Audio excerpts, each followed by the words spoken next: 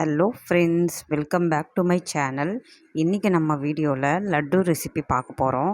அதுவும் பூந்தி கரண்டி யூஸ் பண்ணாமல் பூந்தி எதுவும் பொரிக்காமலே நம்ம லட்டு எப்படி பண்ணுறதுன்னு இந்த வீடியோவில் ஈஸியாக பிகினர்ஸ் கூட பண்ணுற மாதிரி ஒரு லட்டு ரெசிபி எப்படி பண்ணுறதுன்னு பார்க்கலாம் வாங்க. அதுக்கு வீட்டில் இருக்கிற ஏதாவது ஒரு கப்பு நீங்கள் யூஸ் பண்ணி அதுலேயே இப்போ சொல்கிற எல்லா இன்க்ரீடியண்ட்டும் நீங்கள் அறுந்துக்கோங்க. நான் இந்த சின்ன டீ கப் அளவுக்கு கடலைப்பருப்பு எடுத்து வச்சுருக்கேன். இப்போ இந்த கடலைப்பருப்பு ஒரு பாத்திரத்தில் சேர்த்து ஒரு 2 வாட்டி வாஷ் பண்ணி எடுத்துகிட்டு வரலாம்.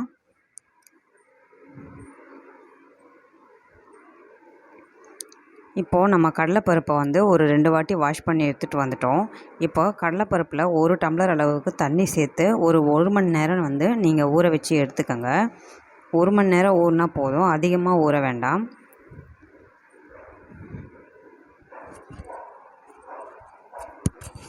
இப்போது 1 மணி நேரம் நம்ம கடலைப்பருப்பை ஊற வச்சு எடுத்துகிட்டு வந்துட்டோம்.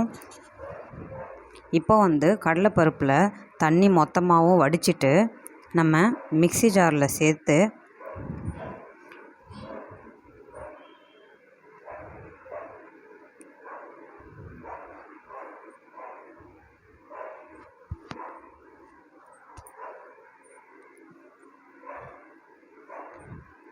கிரைண்ட் பண்ணி எடுத்துகிட்டு வந்துடலாம்.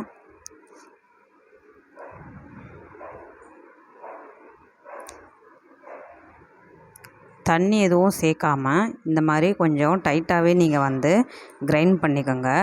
ஏன்னா இதை நம்ம எண்ணெயில் போட்டு பக்கோடி மாதிரி ஃப்ரை பண்ண போகிறோம்.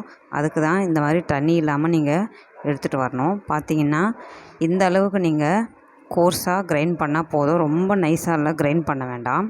இப்போ நம்ம கிரைண்ட் பண்ணி எடுத்துகிட்டு வந்த கடலைப்பருப்பை கடாயில் எண்ணெய் ஊற்றி பொரிக்கிற அளவுக்கு இந்த மாதிரி பக்கோடா போடுற மாதிரி கிள்ளி கிள்ளி போட்டு நீங்கள் ஃப்ரை பண்ணிக்கணும்.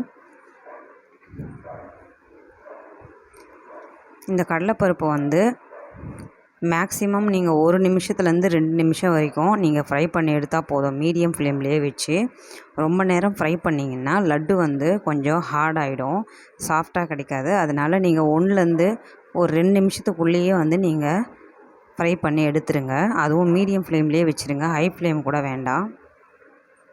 நான் ஒரு 2 பேட்சாக இதை ஃப்ரை பண்ணி எடுத்துக்கிட்டேன்.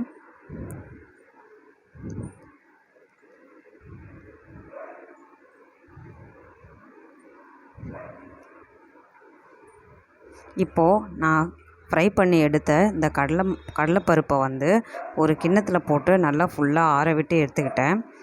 நான் இந்த அளவுக்கு ஃப்ரை பண்ணி எடுத்துருக்கேன். பார்த்துங்க, நம்ம கையால் பிரித்தாலே அது ஈஸியாக பிரிக்கணும். அந்தளவுக்கு நம்ம ஃப்ரை பண்ணால் போதும். அப்போ தான் நல்லா சாஃப்டாக நம்மளுக்கு லட்டு கிடைக்கும். இப்போ இதை நல்லா ஆற விட்டு ஒரு மிக்ஸி ஜாரில் போட்டு ஒரு கோர்ஸாக நம்ம கிரைண்ட் பண்ணி எடுத்துகிட்டு வந்துடலாம். இப்போ நம்ம சர்க்கரை பாகுக்கு நம்ம கடலைப்பருப்பு அதே டம்ளரில் 1 கப் அளவுக்கு நீங்கள் சர்க்கரையை ஒரு கடாயில் சேர்த்து அதே 1 கப் அளவுக்கு தண்ணி சேர்த்து நல்லா சர்க்கரையை கரைய விடுங்க. கரையை விடுற வரைக்கும் நீங்கள் ஹை ஃப்ளேமில் வச்சுக்கோங்க. அதுக்கப்புறமா லோ ஃப்ளேமில் வச்சுருங்க.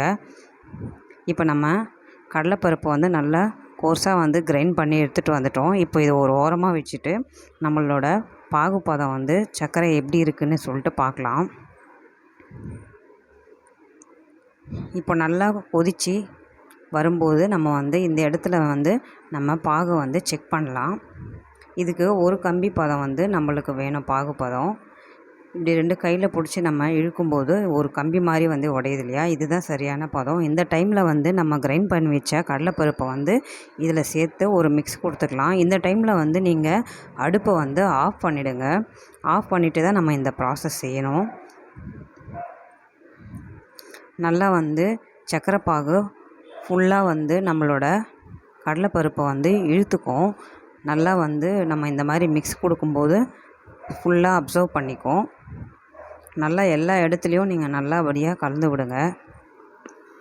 இப்போ இந்த இடத்துல நீங்கள் கேசரி பவுடர் சேர்த்து லட்டுக்கு ஒரு கலர் கொடுக்கறதுக்கோசம் இந்த மாதிரி நீங்கள் கேசரி பவுடர் சேர்த்து நல்லா கலந்து விடுங்க. நம்ம கேசரி பவுடர் எல்லா இடத்துலையும் மிக்ஸ் ஆன பிறகு இது ஒரு மூடி போட்டு ஒரு 10 நிமிஷத்துக்கு அப்படியே விட்டுடலாம். அப்போ தான் சர்க்கரை பாகு நல்லா நம்ம கடலைப்பருப்பில் இறங்கி சாஃப்டாகும். இப்போ இன்பிட்வீன் கேப்பில் வந்து 2 டீஸ்பூன் அளவுக்கு நெய் சேர்த்து முந்திரி திராட்சையும் நம்ம லட்டில் சேர்க்குறதுக்கு வறுத்து எடுத்துக்கலாம். இப்போது நம்ம வறுத்து எடுத்த முந்திரி திராட்சையும் இப்போ நம்ம லட்டு மிக்சரில் வந்து சேர்த்து கலந்து விட்டுக்கலாம். உங்களுக்கு எவ்வளோ நெய் வேணுமோ நீங்கள் வந்து ஆட் பண்ணிக்கலாம்.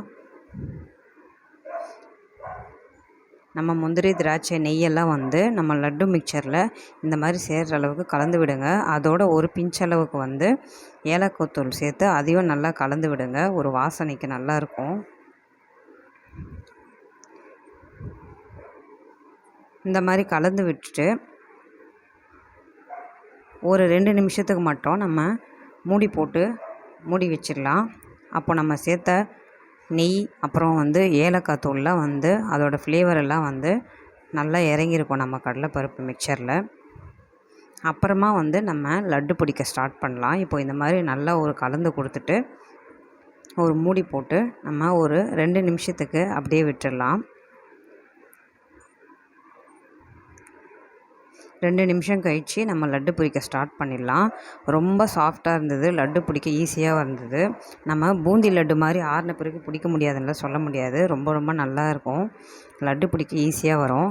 ஃபுல்லாகவே வந்து லட்டு பிடிக்க வந்துருச்சு. எந்த ஒரு மிக்சரும் மீதி ஆகலை பாருங்கள். இந்த மாதிரி கைக்கு 2 கைக்கு நடுவில் வச்சு இந்த மாதிரி நீங்கள் உருட்டினீங்கன்னா லட்டு ஷேப்பு நல்லாவே கிடச்சிரும். ரொம்ப சாஃப்டாக ஜூஸியாக இருந்தது. லட்டு சாப்பிட்றதுக்கு ரொம்ப ரொம்ப நல்லா இருந்தது. பூந்தி லட்டு மாதிரியே இருந்தது பாருங்கள். ரொம்ப கம்மியான குவான்டிட்டிலேயே நம்ம கடலைப்பருப்பு போட்டோம். அதுலேயும் வந்து நம்மளுக்கு நல்ல பெரிய சைஸ்லேயே வந்து நம்மளுக்கு லட்டு கிடச்சிருக்கு. இப்போ இதை நான் பிரித்து காமிக்கிறேன் பாருங்கள். உள்ளே கூட அவ்வளோ ஜூஸியாக இருந்தது. சாப்பிட்றதுக்கும் நல்ல டேஸ்ட்டாக இருந்ததுங்க. இந்த மாதிரி நீங்களும் வீட்டில் ட்ரை பண்ணிவிட்டு எனக்கு கீழே கமெண்ட் செக்ஷனில் எப்படி இருக்குதுன்னு சொல்லுங்கள். இப்போ பாருங்கள், லட்டு பிரித்து பார்க்கலாம். உள்ளே வந்து அவ்வளோ ஜூஸியாகவும் சாஃப்டாகவும் இருந்தது. ரொம்ப டேஸ்ட்டாக இருந்தது.